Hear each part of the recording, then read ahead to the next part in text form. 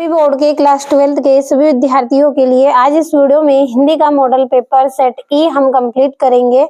लगातार हम वार्षिक परीक्षा के लिए जो मॉडल पेपर पढ़ रहे हैं, तो देखिए 80 अंक का पेपर है, 70 से 75 अंक आपको लाना है। तो मॉडल पेपर जितने दे रही हूँ सभी को कंप्लीट आप करें। तो सबसे पहला आपका प्रश्न सही विकल्प चुनिए। पहला है सिरस के फलों को देखकर द्विवेदी जी को किसकी याद आती है? तो उनको नेताओं की याद आती है। दूसरा है मोहनजोदड़ो के अजैब घर में तैनात व्यक्ति का नाम था, तो क्या नाम था उसका? अलीनवाज था। तीसरा है झोला एक शब्द है, तो यह एक क्षेत्रीय शब्द है। और कवित्व के प्रत्येक चरण में वर्ण होते हैं, तो 31 वर्ण होते हैं। और देखिए आपको लगातार हम YouTube पर वार्षिक परीक्षा की तैयारी के लिए मॉडल पेपर दे रहे हैं। इसके अलावा ऐप पर भी आपको मॉडल पेपर दिए जा रहे हैं, साथ में एक्स्ट्रा क्वेश्चन है, फुल सॉल्यूशन भी दिया जा रहा है। हर एक विषय के मॉडल पेपर आपको मिलेंगे, 100% आपके क्वेश्चन उसमें से रहेंगे। यदि अच्छी परसेंटेज आपको बनाना है तो जल्दी से आप ऐप का सब्सक्रिप्शन ले। इस वीडियो के डिस्क्रिप्शन में लिंक है, लिंक को आप चेक करिए, पूरी जानकारी आपको मिल जाएगी। थोड़ी फीस हमने आपके लिए रखी है। तो देखिए आप भी जानते हैं जो काम पैसों से होता है वो मुफ्त में नहीं होता है, तो जल्दी से ऐप के साथ आप जुड़े।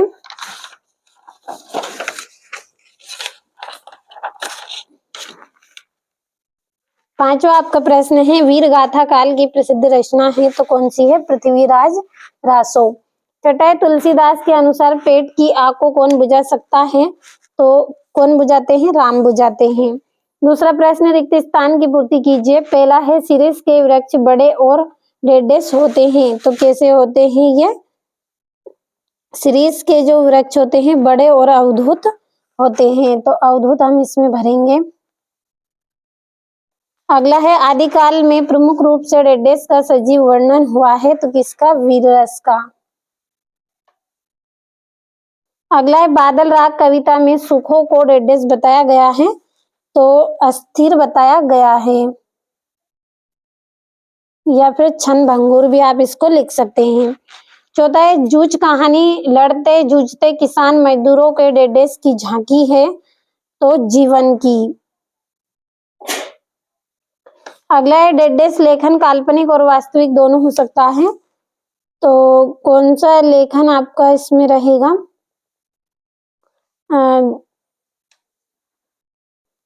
तो इसका जो आंसर है वो आपका रहेगा रचनात्मक लेखन। अब हम हमारे अगले प्रश्न की ओर बढ़ेंगे। तो जो आपका अगला प्रश्न है विरोध ना होते हुए भी जहां विरोध का आभास हो वहां डेढ़ अलंकार होता है, तो वहां पे कौन सा अलंकार आपका रहेगा? विरोधाभास अलंकार होता है, विरोधाभास अलंकार। अगला है सत्य सत्य लिखिए। तो शीर्ष अवधूत है, तो ये आपका सत्य है, तो देखिए मैं टिक करूंगी, आप भरिएगा सत्य सत्य।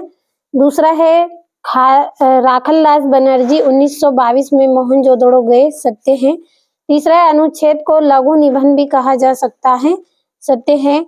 चौथा है बिंब से मस्तिष्क में किसी सादृश्य का चित्र नहीं उभरता है, तो ये आपका क्या रहेगा? असत्य इसमें रहेगा, क्योंकि चित्र नहीं की जगह पे क्या है? उभरता है। आए तो सत्य कर देना, अगर ये ना आए तो सत्य आपको कर देना है। अगला है भूषण रीति काल के कवि थे, तो ये सत्य है। और लक्ष्मण जी के लिए संजीवनी बूटी लाने के लिए अंगद गए थे, तो ये आपका असत्य है, क्योंकि सभी जानते हैं कौन गए थे? हनुमान गए थे।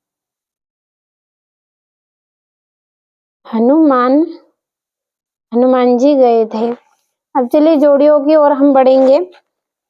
तो जोड़ी है छोटा मेरा खेत, तो इसकी जोड़ी है उमा शंकर जोशी। दूसरी है सूरदास, तो इसकी जोड़ी रहेगी आपकी भक्ति काल। तीसरा है राम भक्ति शाखा, तो इसकी जोड़ी है तुलसीदास जी। चौथी है अनामिका, तो इसकी जोड़ी रहेगी सूर्यकांत त्रिपाठी निराला। और दृश्य नहीं होता है, तो इसमें नहीं होता है? रेडियो में। और तुम घर मत जाओ, तो निदेशवाचक वाक्य रहेगा। और आपका रहेगा अगला भय रस का स्थायी भाव, तो भय होता है। जो भयानक रस होता है इसका स्थायी भाव क्या है? भय होता है। चलिए अगले प्रश्न की ओर हम बढ़ेंगे। पांचवा जो प्रश्न, एक वाक्य में उत्तर दीजिए। पहला है, हरिवंश राय बच्चन द्वारा लिखित एकमात्र डायरी का क्या नाम है? तो मेरी डायरी। अगला है, छोटा मेरा खेत कविता में कवि ने किस खेत की बात कही है? तो कागज का पन्ना की बात इन्होंने कही है, कागज का पन्ना।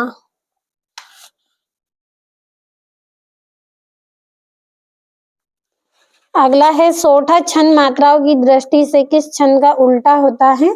तो दोहा का उल्टा होता है, दोहा छंद का। अगला है, कोई दो क्षेत्रीय शब्द लिखना है आपको। तो पहला है लोटा और दूसरा है पगड़ी। अगला, किसी घटना, समस्या या मुद्दे की गहन छानबीन और विश्लेषण को क्या कहते हैं? रिपोर्टिंग उसको हम बोलते हैं।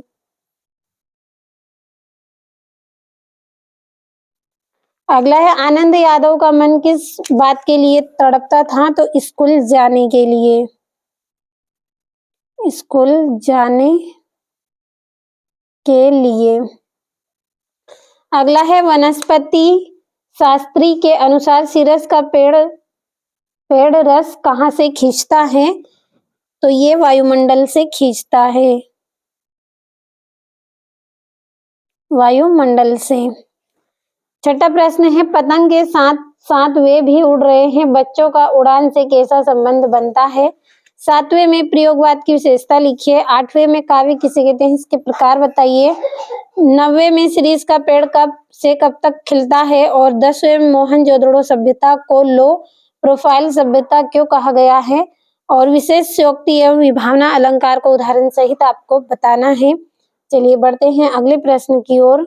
12वां आपका प्रश्न है, इंटरनेट पत्रकारिता से आप क्या समझते हैं? 13वें में निम्न वाक्यों को शुद्ध करके लिखिए। आपका बहुदिया और बंदूक एक उपयोगी शस्त्र है।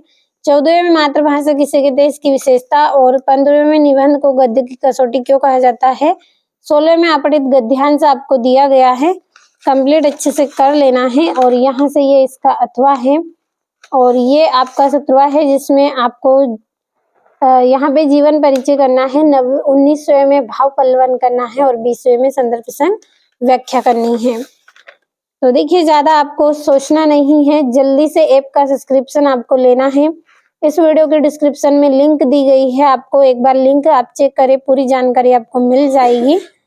तो आज इस वीडियो में आपको मैंने हिंदी का सेट ई बताया है जिसमें कुल 23 प्रश्न आपको दिए गए हैं। अच्छे से सभी प्रश्नों को आप कंप्लीट करें। अगले वीडियो में हम सेट एफ कंप्लीट करेंगे। जब तक सेट ई को अच्छे से कंप्लीट कीजिए।